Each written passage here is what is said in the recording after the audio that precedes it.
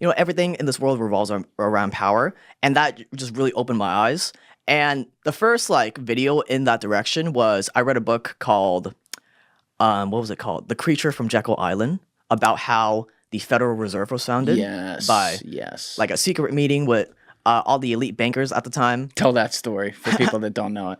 Yeah, so Jekyll Island is a real island. I believe it's somewhere in Georgia, maybe.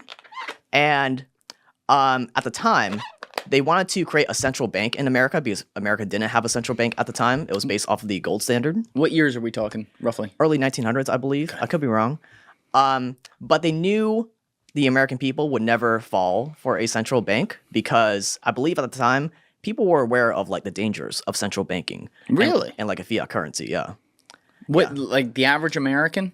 Or I'm not totally sure about the average American, but definitely like, the general consensus. Maybe within people that actually were in the government and stuff like that. Okay. Yeah. What made them so afraid of it?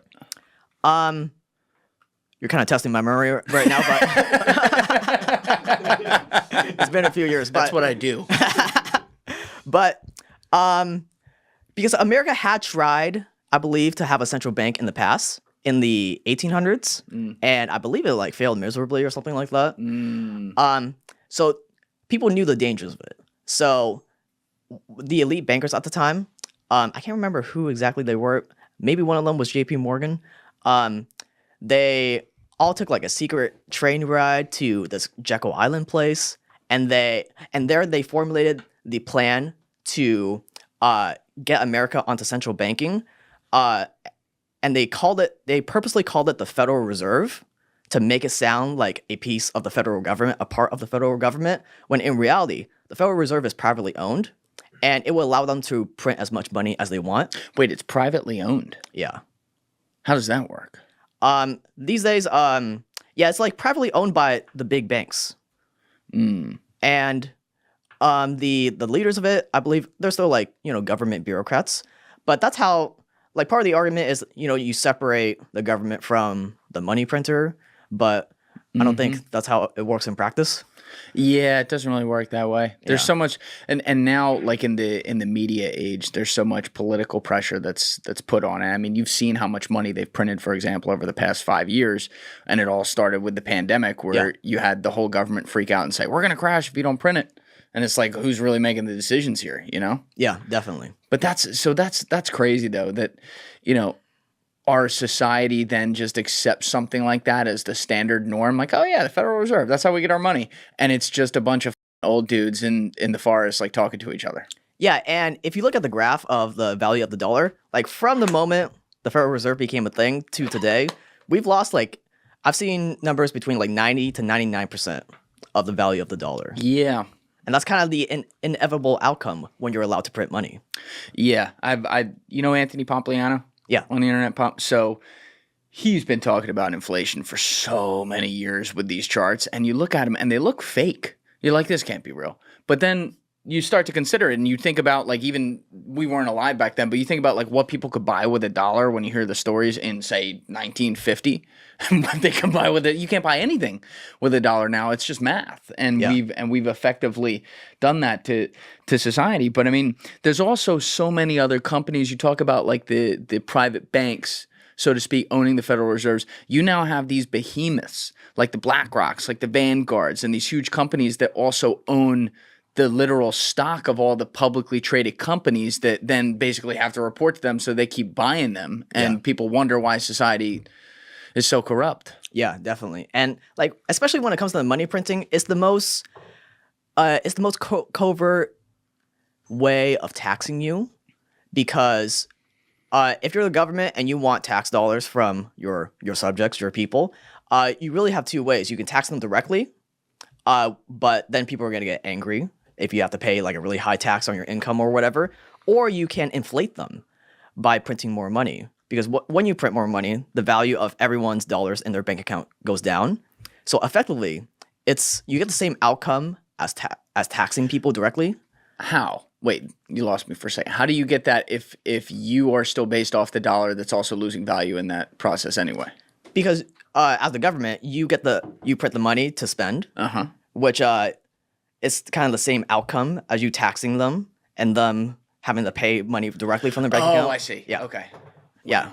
So it's the same. You get the same outcome, but it's more perverse. People don't notice inflation as much as they do direct taxes.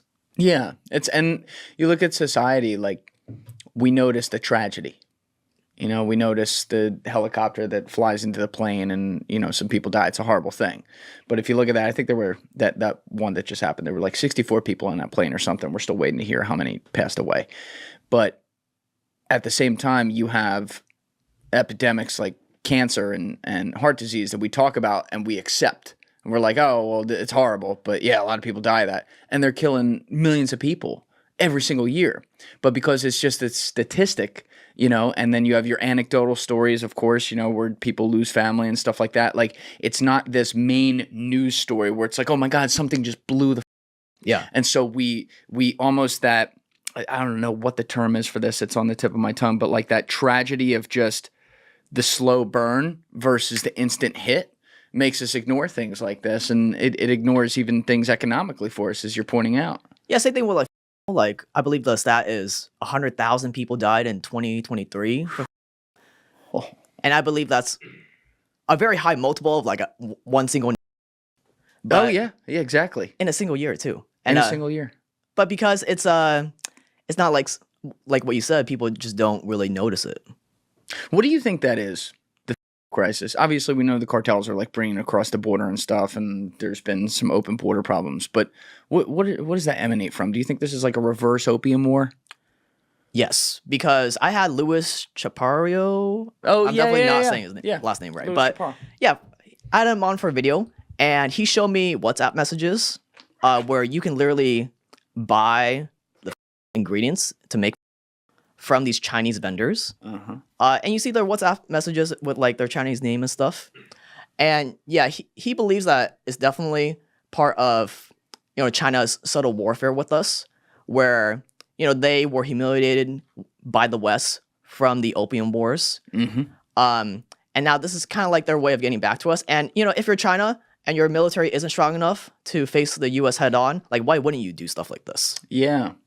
It's crazy. I've told this story before, but there was a guy named Ben Westhoff who wrote a book called Inc. You ever hear of this? No. So I think we're going to get him in for a podcast at some point here, but he had done a podcast with Joe Rogan maybe 5-6 years ago where he talked about how he got into it. And he was like, I was a culture reporter. I wrote about like the music industry and he was given some sort of story where he had to cover something within, I think, the music industry. And somewhere along the way, he was talking with a guy and an offhand comment came up about. And he was like, oh, tell me about that. He didn't really know anything about it. And long story short, he suddenly went down the rabbit hole and realized, oh my God, there's a story in here. Ends up writing this whole book. But one of the things he did was he like alone went undercover to China just to see how easy it would be to get like a hookup. Oh, he like wow. went into the factory, talked to the guy. He's like, yes, I could just get, they're like, yeah, we'll FedEx it to you or whatever. And he's like, I can do this. Think about like what organized crime groups can do to get this in. Like there's no way that, like, you know, we can talk about China doing the reverse opium war. I believe that. And Luis's research is great. But also, why the are we letting it in so easily? I feel like there's better ways we could stop it or more things we could do to stop it here, no? Yeah, definitely. And yeah, one other thing Luis told me is that, you know, the cartels in Mexico, they would have Chinese reps come over and show them how to make the drug with these ingredients. And on top of that, now there's a stronger drug that's something like 50 times stronger than 50 times? Yeah, it's called nitazines. Huh. Also coming from China, same kind of setup. It's like the next big money maker. And the reason why the cartels love fentanyl is not because they're like intentionally trying to kill their customers. It's because they can cut it into other drugs and just make the other drugs way cheaper. So it's definitely a money incentive. Who do you think runs the world? And I'll tell you why I'm asking that later. I think that, you know, these days, everything has to be very PR friendly. Like with our politicians and those in power and whatever. But at the end of the day, we still have the same human psychology from the Dark Ages, from all these other way worse periods of time. So I think the same things that were happening before are still happening today, just behind the scenes. You have to make it more PR friendly. So, what does that look like, though? So I think, before it was a few families running things around the world, like a few powerful families. I think it's probably something similar to that today, except they just have to go like jump through more hoops, like bribe the politicians and stuff like that, instead of doing it overtly. Who were like when you say there used to be a few families running the world? When and who are you talking about? Well, if you look at like the Forbes list of like the world's richest people, what you notice is that most of those people made their money in the last few decades, usually from tech or some other stuff like luxury or whatever. When in reality, we have 8 billion people on the planet. And, before these people made their wealth, there were a lot of other people, a lot of other families that were just as wealthy and are probably way more wealthy than the people on the Forbes list. So I think it's families like that. Whereas maybe it's not a single individual like Mark Zuckerberg owning all that wealth. Yes. It's usually like, a powerful family dynasty. And you're saying that they're not on the Forbes list, I guess, because they're better at hiding their money or spreading it around the actual full family? Because if you look at the Forbes list, most of those people have public money that's tied to like public stock, which is extremely easy to trace. You can just view it like the market cap on the stock market, like Zuckerberg or whatever. Whereas most of these other families, they own private property, they own other forms of wealth that aren't tied to like public tech companies that are extremely hard to trace. And if you look at like a Zuckerberg or Elon Musk, they kind of have to show off their wealth because that's part of their like personal brand. That they're like, these super smart tech people or whatever. Whereas most of human history, if you have wealth, you definitely hide it, or else, the peasants will raid you. Or pillage you. And it's funny because it feels like that circle of life is coming back around because we have such a wealth gap that's happened. You actually just did a video recently on like the death of middle class that was really good, but like this wealth gap has now exacerbated the divide between the common man and the ever shrinking almost group of like actual powerful man. And yet we have the most see-through to each other that we've ever had because of the internet and obviously mass access to media. Yet there's more of an ability for some of those people to flaunt the wealth they have or feel like they can do that today when you would think it would be the opposite. Yeah, I think, half of it is like, the new rich people that, want to show off their wealth. Yeah. The other half is like the old money people that intentionally try to hide their wealth. Yeah, the old money thing.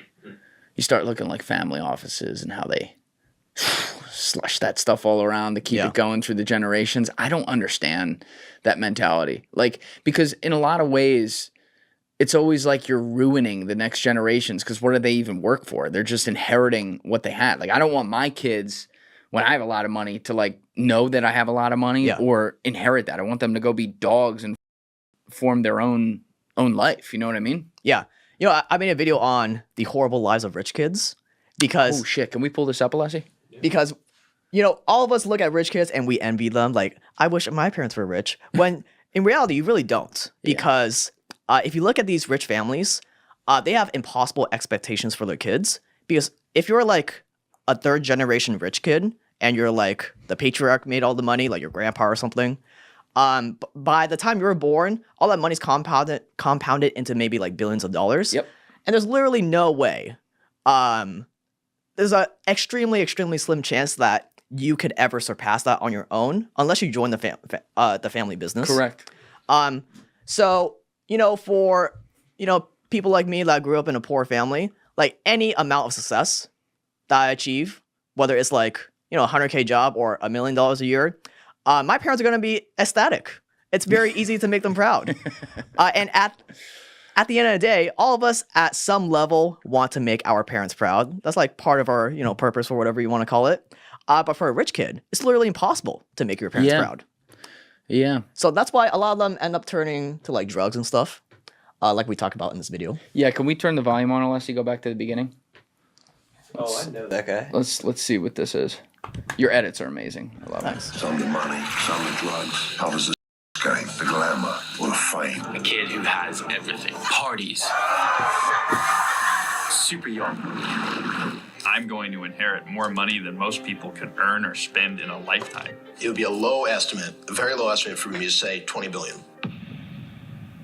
Growing up rich is the dream, Your parents buy you anything you want, you go to the best schools, you only hang out with other rich kids, you get to party with all the right people. As a rich kid, you never experience any hardship. Life is as good as it gets. Or is it? I've always hated how just because someone is born into a family of wealth, people automatically label them as a spoiled brat. Yes, my dad has a private jet, and I love flying in it. Yes, my dad has a mansion and cars, and I love making videos with them. Who wouldn't? But I have never pretended that those things were something that I earned. Just to give people context, okay, so I was born in one of the poorest countries in the world, and then I grew up in one of the poorest communities in the United States. Yeah. I'm fully aware of the criticism, and I've also seen the other side of things, which is like as an adult, most of the people I deal with tend to be, very wealthy individuals or very wealthy families. And so I've seen both sides of the extremes. And after seeing everything, I would say that I have never seen a single person from a poor community even remotely as mentally ill as kids from rich families. Like you can't even compare the two.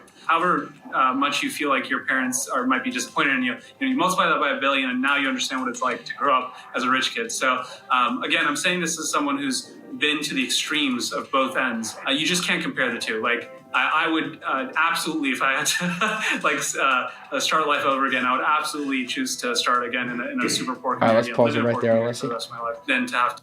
Yeah, that's your business mentor. You were saying? Yeah. How'd you find that guy? He watched my channel. Oh shit! Wow, is that the guy we were talking about yesterday? Yeah. Oh, that's him. Are we allowed to say what his background was? Yeah, he was the former president of Jordan Belfort's company. His modern day companies, not Stratton No Mark.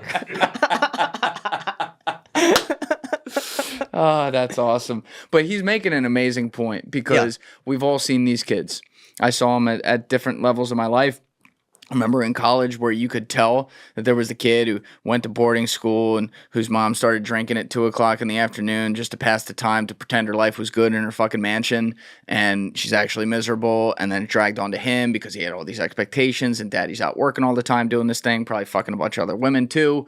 And it just, it has a cascading effect on them. And I felt bad for those kids because you could tell that it's almost like they didn't have that light in their eyes that a lot of other kids have going to college. It was more just like, oh, this is what's expected of me. And I can imagine, behind closed doors, a lot of them were miserable. Yeah. And, most of them end up, taking one of these respectable jobs like consulting or finance or whatever. Because, and when you go to like one of these super rich boarding schools, you end up just comparing yourself to everyone else. Oh, that family gave this kid a Ferrari and I only have a Mustang or something like that. So that's crazy. It really warps your perspective. Yeah. I never understood that, and I think that's actually a problem with modern day society too. Call it like the Instagram effect on everything, but people got to show you what they have or what their drip is and why it's almost like I'm better than you, I'm better than you, I'm better than you. I've never gotten caught up in that because I'm just like, why? What the fuck is so wrong with just enjoying life and being a normal person? Why do I got to wear Gucci this or Versace that? Like a lot of people, I'm not saying nice things aren't nice, but a lot of people are literally buying any nice things they have strictly because of what other people are going to think about it or what they think they're going to think about it. Yeah, and when it comes to those really loud luxury brands, like, the actual rich people don't wear those brands. It's only the aspirational people that, want to come off rich that they'll wear like a giant Gucci logo or something like that. Like the billionaires definitely aren't wearing that stuff. Remember like the Kanye quote? He's like, billionaires don't wear chains. and then when he lost his Dave Chappelle's like, put your chain on. It is true though. Like you see these guys, the guys who are really wealthy and are, I don't want to say like humble in that wealth, but just they don't have anything to prove. They're the ones that roll up like, their fucking shirts sticking out. What the fuck do they care? And the people that want to show you are like those new rich people. They're like, oh, I got to have the Ferrari. I got to do this. It's very weird what that does to our psychology. Yeah, definitely. And to you, it made you get blue hair. Yeah, blue hair is funny. I dyed my hair in high school, but I was like broke back then, so I couldn't afford to keep it up. Oh, so this is an OG broke thing. Yeah. Right. Yeah. What were you dyeing it in high school? It was like platinum blonde. Platinum blonde. Yeah. I like the blue's a good look. Thanks. Yeah, I've done a lot of colors at this point. I seem to settle on blue. Does it damage your hair doing it that much though? I have really thick Asian hair. That's good. So if you have like really thin hair, it can really damage it. Yeah. But thick Asian hair seems to work. How long does that take to do it? Like 20 minutes? Oh, it's way longer, dude. Way longer. I waste so much time and money on this. Oh, you're doing it like the salon or something. No, I have a hairstylist person that comes to my place. Oh, yeah. Bougie. Got a little private person coming in. Wait, and you're living out in... Yeah. What's and what's going on? Well, this is where my parents are. I grew up the second half of my childhood over there. Okay. Yeah. All right. So it wasn't just in... You were over there, too. Were they? I'd rather not say. Oh, actually, that's fine. But I've never been out there. I heard it was a good time. I heard it was fucking insane. It's all right. It's not my favorite because I grew up there. But yeah, it's like fuck that. Well, I think guys like you are showing that as we have been for a long time now in Internet 2.0, really headed to like 3.0. The everyman at home, so to speak, like you or me, can have access to some resources to really go dig into stories, like you were saying earlier, and research things and actually get like a good idea or a good handle of what it is. There's a guy recently on the internet, Ian Carroll, who's done a ton of content where he's going through and researching things, and like he'll show some of his, I don't know what the fuck you call them, but like research charts and models and backing the sourcing and all that, and it's pretty crazy what we can have access to if we really care, but the average person doesn't have time to go through and do all that. So guys like you are the ones who, they're relying on now to bring them their truth and bring them what's really happening out there so they can learn about it. It's a big responsibility. Yeah, one thing I always believe in is that if you have something that the world should know, then it's your responsibility to make sure it reaches the most amount of people possible. And the only way to do that is to frame it in an entertaining way, because at the end of the day, most people don't actually care that much about learning, because if they did, they would read textbooks. They would attend, the lectures and stuff. But people care more about entertainment. So we have to use that as like the conduit to like get the right information to people. So that's why, I really strive to make my videos really entertaining. For that. They are. Yeah, for that reason. That's interesting you say that, though. It makes sense once you get to the kicker there that like they're more motivated by entertainment. I would agree with that. I think people do want to learn. I think there's too many distractions of entertainment. That's why I think this is effective. Because like you go to read a textbook, it's not written in an interesting way. There's an attitude you have about it because you're like, oh, they used to make us do this in school. But there can be great information in there, and I'm not fucking out there reading textbooks, and I'm in content. You know what I mean? Definitely. And it's like, when you make these videos, there's also, you're citing a lot of these sources that include things like textbooks or peer-reviewed papers or stuff that no one would ever read, and you're bringing it to people in a digestible manner, which I think is a huge problem with academia, that they don't do that. Yeah, definitely. And what is, like, when you go to start a video, what is your research process? Do you have a specific thing you go about, or do you kind of let whatever the topic is guide you? Yeah, so the way I go about it is, I start with broad research. And what I mean by that is like very broad, easy to consume stuff like YouTube videos or whatever, just to get like a lay of the land, like what the topic is about. And then I go into deeper sources like I call it like medium sources that take a little bit longer to consume. Maybe those are like books or documentaries or whatever. And then I'll go into really deep sources like papers, things that are just harder to find, harder to read. And I keep going until I feel like I have enough for a really solid video. And that differs per video. Like sometimes I have to go like really, really deep. Sometimes I don't have to go as deep, and the research process is a little bit faster. So it depends on the topic. Do you also ever have to struggle with, I guess, like finding the conclusion you want to find versus the conclusion that might actually be more evidence-backed, if you will? Yeah, sometimes, I go into a video thinking that, this is the conclusion, but then I research it and it's not it. Do you have an example of that? Over the years, we've had to can like a good amount of videos, so nothing comes to mind right now, but it's been like a decent amount. Right, so you'll basically stop the video if it's not going towards what you want the subject to be, and you find that the research isn't there, you're like, all right, I just won't cover it.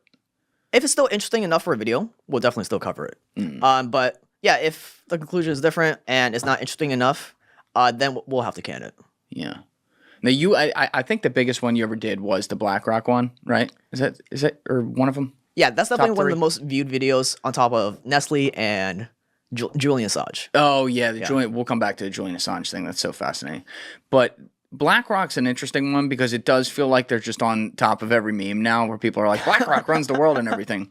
And it's like, I remember when I worked on Wall Street. Anyone on Wall Street, like, you touched BlackRock, like they were a company involved in everything. So it makes sense to me that they're considered at the middle of this whole thing. But do you think that this is what I always wonder with it? Do you think it's more BlackRock, the company, is just this corrupt dungeon, if you will, versus maybe some of the a la like the quieter rich guys, if you will, like the private equity firms that really hold some sway behind the scenes that people don't know, kind of come in and pull the levers with a big behemoth like BlackRock? I think one extreme advantage BlackRock has is that since they own a little bit of everything, they just have like a super, like the most detailed view of the economy like you could almost get. That's why the government always goes to Larry Fink and BlackRock when they need a mess cleaned up, like the 2008 financial crisis. Like when they were arranging all the bailouts, who did they go to? They went to Larry Fink, and they gave them the contract to help clean up the economy. What did those contracts look like? I can't remember, but I believe there were no bid, and they just rewarded it to BlackRock. Because if you look at it, if you put yourself in the shoes of the government, like you don't know much about the economy, you don't know much about finance. So who are you going to go to? You're going to go to the guy that owns a little bit of everything and has like this bird's eye view.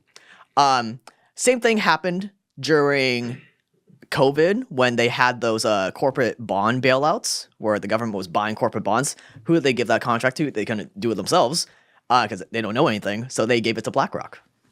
Yeah. Looking at the 2008 crisis, they were stuck between such a shit and a fart there, because if they let all these banks crash, everything goes to shit. There's no even elections. No one's getting reelected to anything. So everyone loses everything. But if they don't let them crash, you're basically letting the criminals come in and police themselves, which is what they did. But they did have to pick from, like, they let Lehman Brothers crash, and then they picked, I guess, the lightest steaming pile of shit on a pile of shit to come in and clean it up. So you could argue that a bank like JP Morgan, which obviously Jamie Dimon had a lot of influence in that time period, and then places like BlackRock, they were at least better positioned than other banks. So in some ways, I don't fault them for being in that position. But what I do have a problem with is that, and this isn't just banks, you look at banks, you look at pharma, you look at any major industry, the guys who are at the tip of the spear of these companies, usually on behalf of the company themselves, are paying the people at the government to get in the government, to be the politicians who are going to make the decisions and decide what contracts are filled. And cynically, I look at this and I go, how do we stop this system when all the people who are required to vote on changing the law are put there by the people who don't want the law to change? Yeah, it's definitely a difficult battle. And I think at the end of the day, it starts with educating the people. Because, before my BlackRock video, no one really knew about BlackRock. And this was like one of the first major in-depth viral videos on it. And now most people know about BlackRock. So I think that's part of, what we're trying to do here is just educating the people more. Can we pull up that BlackRock video? It's such a legendary video. Yeah, I think now on the internet, the one issue is that we can hear a headline with things and not actually know how it works and then blame everything on that. Whereas, there could be more, there could be more nuance to it. That's why I bring up the PE thing. All right, I'll turn this on. Go ahead. As uncertainty has grown, many banks have restricted lending, credit markets have frozen, and families and businesses have found it harder to borrow money. We are in the midst of a serious financial crisis, and the federal government is responding with decisive action. So I propose that the federal government reduce the risk posed by these troubled assets and supply urgently needed money so banks and other financial institutions can avoid collapse and resume lending. This rescue effort is not aimed at preserving any individual company or industry. It is aimed at preserving America's overall economy. In January issue, the bailout was far bigger than the Federal Reserve let the public or even members of Congress know at the time. During the 2008 meltdown, when the government bailed out too big to fail giants like Bear Stearns, AIG, Fannie Mae, Freddie Mac, who did they hire to analyze and clean up the mess? Another giant financial firm by the name of BlackRock, led by a very well-connected billionaire by the name of Larry Fink. BlackRock was awarded these key government contracts to help with the meltdown with no competitive bidding while being enveloped in secrecy.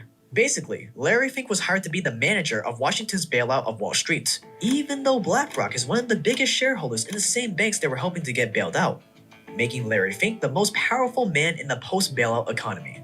Fast forward to the 2020 pandemic. Rick, quick question for you, sir. We're just getting word from the Federal Reserve, and this might be boosting the markets even more this afternoon. They are talking about the details of their corporate bond purchases. The Fed making history today, and for the first time ever, began buying corporate debt ETFs. The unprecedented move driving an explosion in the corporate debt market. We are committed to using our full range of tools to support the economy and to help assure that the recovery from this difficult period will be as robust as possible. But again, as I mentioned, the Fed 2 weeks ago began buying individual corporate bonds, and we just got granular detail about what types of purchases it made yesterday. And who did the money printer of the US, the Federal Reserve, hire to manage their scheme to buy corporate bonds? Basically, they were bailing out corporations that had too much debt to withstand the pandemic. You guessed it, they went right back to BlackRock. Even though, again, the same corporations BlackRock was helping to bail out were the same corporations that they own some of the biggest stakes in. Keep in mind, though, these are just the top 10 holdings. All right, pause it there. List, which the Fed has published on the New York Fed. Who should they have gone to with that, in your opinion, if they're not going to go to BlackRock? I mean, that's the problem. Yeah. Who else are you going to go to? Yeah. Yeah. Yeah, because and I love that we have this chart right up here, Leslie. Let's put it back to that, just so we have it paused on this. These are the percentages that BlackRock owns of all these major. We're looking at Toyota, Volkswagen, General Electric, Ford, Daimler, Apple, Verizon, Comcast, like enormous conglomerates. So they have skin in the game for these guys to not lose value in the stock market, which now here's the devil's advocate. They may have skin in the game themselves, so they don't want to lose money. They want to make money. But there are a lot of mom and pop investors who are invested a lot of times through BlackRock or through Vanguard in these same companies who they also don't want to lose value. So in a way, like if I could see it from their end for a second, it's good for everyone, in theory, for stuff like this to not crash, right? Yeah. Yeah, all the stuff, it's definitely in the gray. Like there's some pros, there's a lot of cons. But somewhere in the gray. What do you think it is? Do you think a guy like Larry Fink is just someone who rose up and, obviously is CEO of this company and is trying to protect this company for profit? Or do you think that there are more sinister people who are pulling the strings behind him who genuinely understand that what they're trying to do is bad for other people because they get off on that? One thing I saw somewhere is that modern day billionaires, they are the apex predators. Like you have to have this like apex predator mindset in order to, not just stop at 100 million or like 500 million, but to go for like multiple billions of dollars and to keep pushing. It's usually like this apex predator mindset where it's about winning, it's about dominating, kind of like the rulers of yesteryear. Yeah. Yeah. Yeah, I think that I'd be curious to talk to some of these people, get like a Larry Fink in the studio and see if for 3 hours they could try to be a real person. I know like Joe Rogan's talk with some of these guys who you would maybe put in that category, not to like throw shade at all of them, but I'm talking about like the Mark Zuckerbergs, the Mark Andreessens, the people who are these nouveau billionaires and everything. And they do come across, like when you listen to it, as like fairly normal or trying to do the right thing, obviously fucking it up sometimes. But the cynic in me goes, maybe they're smart enough that even sitting there for a kind of live back and forth conversation with a popular podcaster like Joe Rogan, they can put on a front and they can make people believe that, we really want the best for you. And in reality, they don't. Yeah, I don't know about those specific examples, but throughout these years, what I've learned talking to like these people and talking to people that know these people is usually they're not what they seem to be. Yeah. How they present themselves in the public. Who are the types of people, without revealing sources and everything, who are the types of people you talk to and how do you get access to people who are around those people? My channel attracts a very strange audience.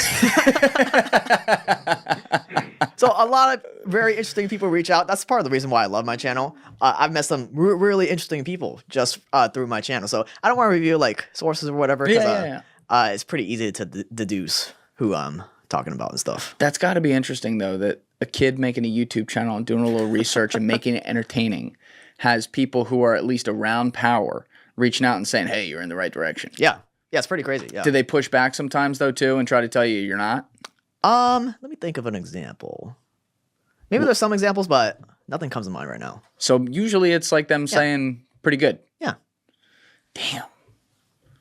It's a crazy world out there, man. Yeah, definitely. I mean, you know, you keep talking about the few families that used to run things, and it does seem like today, even though we have that wealth gap and everything in a smaller wealthy class, the average net worth of the wealthy class, of say the top 0.1%, is way higher than it used to be. So there's a lot more of these families. Mm-hmm. You know, like you might think the Medicis, the Rothschilds and stuff like that in the past, the Astors, right?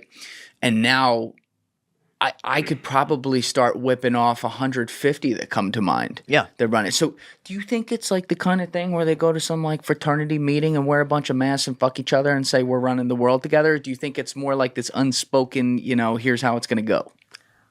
Yeah. I usually don't think it's like some typical generic conspiracy thing like people think. I think it's usually just a lot of powerful people with similar incentives that lead them to do similar things that benefit each other. Similar incentives that do similar things that benefit each other.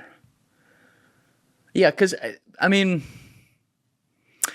especially if you look at like the family office and private equity ends of it I brought up a little bit ago, those types of forces often intermingle money together, right? Mm-hmm. So they may do it within public companies like this or in private bids for things that we don't hear about. And so even if these people aren't actually communicating, they have the same incentive structure for, I'm just making something up right here, some shitty for other people industry like, I don't know, the food industry to do well, meaning we're going to continue putting cheap processed shit into the food because it's going to make us more money. So they're not sitting here like actually saying we're going to put poison in this, but the end result is they poison people. Yeah, like the food industry has their incentive to make the most profitable food possible that tastes the most addicting and lasts as long as possible on the shelf. In order to do that, they have to put a bunch of artificial stuff in it that gives us cancer and stuff. And the benefit of that is that it makes people more sick, which makes them go to the big pharma industry. So I'm not sure. Maybe there is people like colluding between food and big pharma or whatever other example you want to make. But that's a good example of like just similar incentives that happen to benefit both of them. Yeah, and you've made a whole separate channel on this now. That's really good. Can we pull that up, Alessi? Just so people can see this. So you're digging into the whole health crisis. You've been doing this for a while too. Yeah, and the reason I started this channel was just for like my own personal benefit because I was getting into, you know, alternative health and learning about how screwed up the food and everything else in contact with us is in America. So part of this was my own personal desire just to because if you want to accomplish a lot of stuff, you have to have energy. And what I mean by energy is you literally just can't be sluggish throughout the day. Yep. And to do that, you really have to focus on your health and stuff. So I was getting into this for myself, and I just saw a really big gap that there was no premium documentary channel making videos about this. So I made Evil Food Supply. I think we hit like 100K subs in around 3 months. Yeah. Just because there's a giant need for this. And this was right as this trend of like alternative health was picking up. Now it's like really popular. Oh, yeah. Yeah. Yeah, the Robert F. Kennedy wave came in and everyone's like talking about it. You see the Callie Meanses of the world coming onto the scene. But like, it shouldn't have taken this long. Yeah.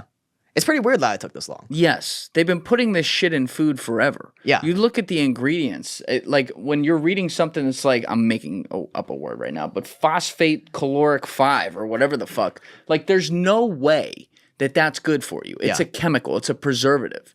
And yet we've normalized this stuff to the point that, you know, things that used to be like, oh, you could treat yourself with McDonald's 50 years ago and, you know, it's not good for you, but like you're going to be okay versus now where instead of, I guess, like beef tallow back then, now they use fucking seed oils everywhere. Yeah. And we wonder why we're all poisoned. Yeah. And like you've seen the pictures of like McDonald's hamburgers lasting for like 50 years. Yes. Or That's something insane. Crazy like that. Yeah. There's no way that's good for you. And it's pretty interesting because I remember like before I learned all of this, I also thought, you know, processed food is probably okay. It can't be that bad for you. How did you eat growing up? Like what? What were your parents' nutritional standards like? A mix of Vietnamese food, like home cooked Vietnamese food, and just like processed stuff, like the typical cheap stuff you buy as like a poor family, like Pop-Tarts and stuff. Sure. Yeah. I mean, we all had that stuff at some point. And my mom was even a nutritionist, and once in a while, some of that stuff would make the way to the household. But I think I had it really good compared to everyone else. But like, did you talk about you being interested in having energy, do what you do for self-improvement and things like that. But did you like suddenly notice that like, oh my God, like I'm sluggish when I eat this, or I have a problem when I do that, or I have this little health knack right here that might be caused by what I'm putting in my body? And then when you made changes, did those things reverse? Yeah, I'm not sure how I originally like stumbled upon this little thing, but the biggest change I saw was definitely cutting out processed food. You just feel way more awake. And like, this is how life should be. Yeah. Once you cut that stuff out, so I think that's definitely step one for everyone. I think the next step is getting your hormones and micronutrients tested, because things like testosterone or all the other hormones, these are like building blocks that dictate all the important functions in your body, like whether your cells keep fat or expel more fat than it keeps. All that's dictated by hormones. And most people don't really even know about their hormone levels, even though they're just that important. So getting my hormones levels tested and my micronutrient levels tested, like vitamins and minerals, because the vitamins and minerals are what build hormones. And because of how depleted, like nutrient depleted our food is today, most people are deficient in something. I believe the number is like 90% of people are deficient in something, or like multiple vitamins and minerals. And you wouldn't know that unless you test it.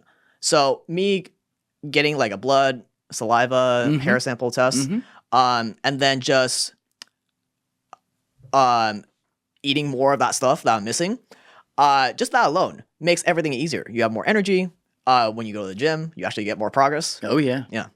Yeah, I've noticed it more than ever over the past year plus, because I had like all kinds of health problems, and I would start getting them fixed with some things that the doctor, don't need to go into all that, but that started to improve. And all the while I was also focusing more on what I put in my body and doing more research on that. And so I started eating very clean over the past year, and I immediately noticed my energy levels went up. I immediately noticed that like my skin came back. And the craziest part is that whenever I'm not at home, which, that we're like everyone else, you go out and sometimes you got to go eat on the road and things. I'll go look at, just pull up a normal restaurant to try to get food at, or, whether we're sitting down or I'm trying to order Uber Eats, and fucking everything on there is a bad option in some way. Like it's literally baked in to have something processed. And I know the next morning when I wake up, my morning is going to be a little longer and a little groggier because of that. Yeah. And on top of that, even if it's like seemingly healthy thing at a restaurant, they're probably using like cheap stuff, like Cetos and whatever. Because they're also business incentivized to do that. Yeah. Like that's the problem. Bad food costs very little. Good food costs a lot. How do we change that? Yeah, definitely just cutting out processed stuff. And there are a lot of videos online showing how you can eat pretty healthy for not that much money, just by knowing what to buy at the grocery store. So people can definitely look that up. I'll have to look that up, because I can't say I've watched any of those videos or read up on that much, but I look at it through just doing research of like what I can buy and going to the store, looking on Amazon grocery and everything. But like when I go to buy things that are of the earth, they invariably cost more than the shit that's not. Yeah. And part of the reason we have the processed foods, and maybe this is the less sinister way it happens, is because it is a cost cutter. Because you can use that, food can last way longer, you can sell more of it, produce more of it. I mean, it's just economics. Yeah. So how do we change that if we don't literally legislate away, which I'm not against this at all, literally though at the government level, legislate away the ability to use any of that stuff, in which case there will be also a mass incentives-based exodus from the food market, the people who provide the food for people to fucking survive, because there will not be the same money or margins in it. I'm not absolutely sure. I'm open to legislation. I'm also, the reason why I make this channel is if all of us just make better choices, and vote with our wallet, it will just force the companies to make healthier choices for less money.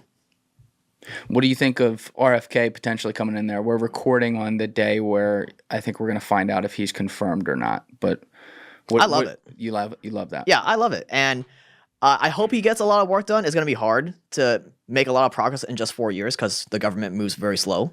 But but I hope he makes a lot of progress. Yeah, I mean, what's wild to me though is that there's such a massive pushback against him, and then you'll look at like previous candidates for the same role. They're voting, 90-10 for him, and they don't do shit. Yeah. They don't question any narratives. You literally had Elizabeth Warren saying to this guy in the hearing, like trying to get him to commit to not being allowed to sue pharma companies. Like, are you fucking kidding me? How is she still around, man? That's what I'm saying. Like, do you hear yourself? You're trying to protect these people? Yeah. That's what, and again, it comes back to the money that's flown into their pockets. But when people, I don't know what's going so wrong in society that, based on the two-party system, in this case, it's Elizabeth Warren on one side, so she's going to have her supporters. Automatically, 50% of the country is going to be like, yeah, that sounds right to me. Yeah. Like, that's fucking crazy. Yeah, and now people are like, because people hate RFK, now they're defending, like, the big pharma companies, the big food companies. It's ridiculous. There's nothing to defend. And maybe it's not, like we were saying, just purely sinister. Like, oh, let's put all this shit in their food and kill them. Yeah, I think it's purely money. Because if you're a food company and you want to make more money, what do? You make food that's cheaper and that lasts longer on the shelf. The only way to do that is to put more and more artificial stuff in there that, doesn't expire, doesn't go bad. And that is inevitably not good for us. Yeah. What's the worst stuff that you've researched them putting into our food that people should be aware of? I think everyone who cares about their dog should not buy them kibble dog food, because dog food, if you think human processed food is bad, there's way less regulation with dog food, and it's like absolutely terrible. So dogs can eat raw meat. They're perfectly fine with it. It's way healthier for them. And like kibble dog food is like the absolute worst thing you could feed them. It's literally like cardboard. A lot of them will have like pretty meat pictures on the label. There's no meat in there most of the time, or maybe like 1% meat. The rest is just fillers, and like the meat that is in there, they're like carcasses that are grinded up with a bunch of trash in them. It's really terrible. Jesus Christ. Yeah. That's for dogs. Yeah, if you care about your dog, feed them like real food, like real human food. And what are some of the like for like human food? For human food, what are some of the worst ingredients that are most commonly put into all different types of food? Like this whole pushback against artificial food dyes is definitely valid. They're really bad for you. They make ADHD in kids worse. How so? I don't know why it makes it worse, but it definitely makes it worse. Can we Google that, Alessi? Food dyes makes ADHD in kids worse? See if we can pull up, something peer-reviewed. They just passed something. Oh, they did?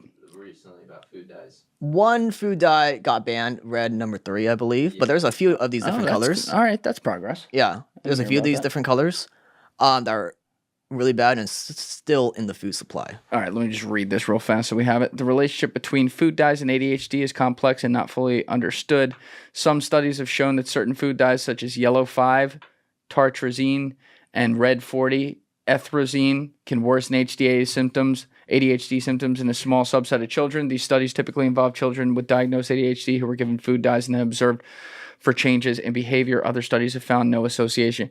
Okay, this is also like Google's AI. That's probably a little bit button paid for. And and if you think about it, like, why would you even want food dyes in your food? Because the only reason they put food dyes in your food is to make the colors brighter. So that you buy it. Yeah, because our eyes are trained to want to eat bright food because historically that means, fresher fruit or whatever. Yeah. But they've hijacked that system to make, Fruit Loops look more appealing. That's crazy. Yeah. And they don't do it in other countries because it's against the law over there. It's against the law. Yeah, in Canada, like literally, if you just cross the border into Canada, Fruit Loops over there look way duller. Processed food over there looks way duller because a lot of these food dyes are banned over there. Yeah, there was like a whole argument over that, but that's what RFK was trying to point out. It was something like 2 versus 19 in the US. That's crazy. Same with Europe. For their food coloring, they have to use more natural stuff. I think one of them is cayenne pepper or something, or some natural coloring, red coloring instead of like red number 40. Yeah, I lived in Italy when I was in college for a little bit, and I ate like a king there, drank a lot of wine, did the whole bit. I worked out all the time, but I felt about as good as I've ever felt, probably eating more than I ever did because it was fucking great over there. Yeah. But a lot of it had to do with the fact that the water was fucking clean. The foods didn't have these, and I didn't know shit about this at the time. This is like me learning later. The foods didn't have these ingredients in them. It's more natural stuff. And like, you wonder why some of these people that fucking sit there and drink espressos all day and start drinking wine at 4 o'clock and, you know, eat pasta for 2 meals a day are living longer than us in some cases and ripping fucking bogues left and right. I wonder why. Yeah. At least for pasta specifically, their wheat over there is way cleaner because over here, our wheat is sprayed with pesticide, and then they also fortify it with iron. But the type of iron that they use, I believe we're allergic to. Like most people are allergic to. So that's why that's why when I eat bread or pasta made with American wheat, I get like a stuffy nose and I feel terrible. But if I eat pasta that's made with Italian flour, I feel completely normal. So this is them spraying iron on the wheat that's grown in America, you're saying? I don't know if they're spraying it or they're just adding it in at the last part. Okay, can we Google that? This is why I've never heard this before. Yeah, pasta or wheat fortified with iron. Or pasta or wheat fortified with iron. Let's do that. It's perfect. See what we come up with on the Google machine. Let's see if they push this one down on the search results. I just remember RFK talking about glyphosate is the biggest problem on all the food. All right, so pasta or wheat fortified with iron is a convenient and nutritious food that can help with iron deficiency. They're taking the opposite stance. Fortified pasta contains added iron, other vitamins, and minerals, and it's giving me all the benefits. All right, scroll down. Let's get away from Google's AI here. All right. All right, go to the search, and so we have pasta or wheat fortified with iron. And we'll make a video on this eventually. Yeah. Oh, so you haven't done yet. I like that. Good call, Leslie. Iron fortified pasta and wheat can have negative effects, including iron overload, gastrointestinal issues, and increased risk of infection. Consuming too much iron. So that's, again, this is like kind of bailing it out. They're trying to say that it's just, well, if you have too much of it. But what they're not talking about. This is a study. All right, here's a study Alessi just pulled out. Wheat flour fortification with iron and other micronutrients for reducing anemia and improving iron status. See, this is all like improvement stuff they're trying to say. But you're saying that the specific iron that's often used, at least here, is a type of iron. I don't know anything about this. A type of iron that can cause, that we're like allergic to. Yeah, like irritation or whatever. On top of that, glyphosate. And there's a few other reasons with pasta specifically. Like over there in Italy, they slow dry the pasta, whereas here we like fast dry it, and that's supposed to be worse. And a bunch of other small reasons like that just make when you go to Italy and eat food over there, you feel great. And some Americans even lose weight. Yeah, I often talk about like our democracy and freedom being used against ourselves. That can come externally and internally. Because when you have a system that allows total freedom, which I fully support, and I'll take that, the negatives that can still come with that is people can take advantage of that to find loopholes to be able to try to earn the most or be as rich as they can be, and in the process hurt other people in doing so. Yeah, and you know, where freedom comes responsibility. Yes. On one hand, you can have a lot of regulation like Europe, and you get like healthier food, obviously, but you also get less innovation. And if you want freedom, you gotta take more personal responsibility too. Absolutely. Yeah.